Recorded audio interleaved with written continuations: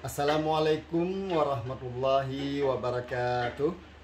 Saya Zahrul Fajri, SAGMH, Kepala Dinas Pendidikan Dayak Aceh, mengucapkan selamat dan terima kasih serta memberikan apresiasi yang tinggi kepada seluruh para abu pimpinan Dayak Sekelut Raya Aceh Selatan, yang mana pada hari ini Jumaat 29 Oktober 2021 telah berhasil melaksanakan vaksinasi COVID-19 secara serentak di Kelut Raya Aceh Selatan.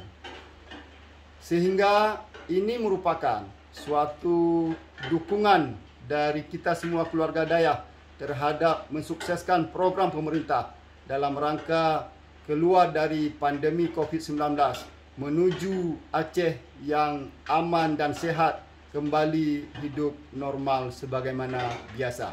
Wassalamualaikum warahmatullahi wabarakatuh.